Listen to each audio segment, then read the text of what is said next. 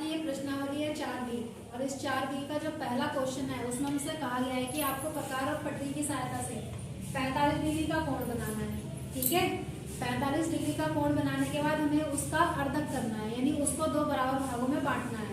यानी आज हम सीखेंगे कोण का समद्विभाजन करना, कि हम कोण को किस तरह से दो भागों में बांटेंगे। तो इसके लिए सबसे पहला काम है हमें क्या करना है, एक रेखा खींचनी है। खींची, प्रकार में आप क्या करोगे, थोड़ी सी दूरी लेके एक अर्धवृत्त खींचेंगे। खींच दिया, इस अर्धवृत्त की प्रकार की नोक यहाँ रखेंगे और उसके बाद हम पहला चाप लगाएंगे। ये बना हमारा 60 डिग्री का कोण। उसके बाद यहाँ से फिर उसी दूरी पर हम दूसरा चाप लगाएंगे, बन गया 120 का। एक उसी चाप को ऊपर बढ़ाएंगे और इस बिंदु पर रखकर दूसरा चाप लगाएंगे। ये बना आपका 90 डिग्री का कोण।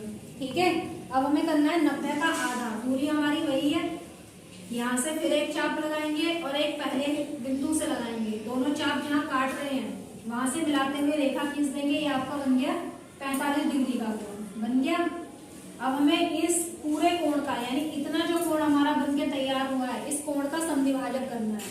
कोण का अर्धक करने के लिए काम क्या होता है, कोण आपका कितना है, यहाँ से लेके यहाँ तक हमें क्या करना है, आधे से अधिक दूरी लेनी है।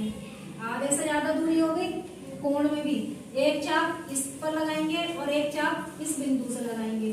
ठीक है, और जहां दोनों चाप काट रहे हैं, इस बिंदु पर काट रहे हैं, दोनों को मिलाते हुए हम क्या करेंगे, रेखा ड्रॉ करेंगे। तो नापेंगे यदि हम चांदे से, तो आपके पास ये वाला कितना कोण आएगा, 22.5 डिग्री का, यानी 22.5 कह सकते हो आप इसे। और ये वाला कोण भी कितना आएगा, 22.5।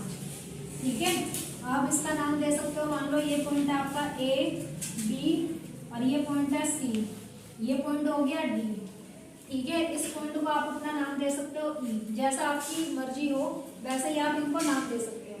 तो आपका यहाँ पर एंगल कितना है हमारा, BA और D। ये कितना है, BAD। कितना आ गया हमारा, 45 डिग्री। और हमने इसके दो बराबर हिस्से की, एक एंगल आया है BAE। कितना आ गया हमारा, 22.5 का। 22.5 लिखो या 22 सही है, 1/2 लिखे। और दूसरा कोण कौन सा है हमारा, ऊपर वाला EAD। कोण है आपका EAD। ये भी कितना आ गया, 22.5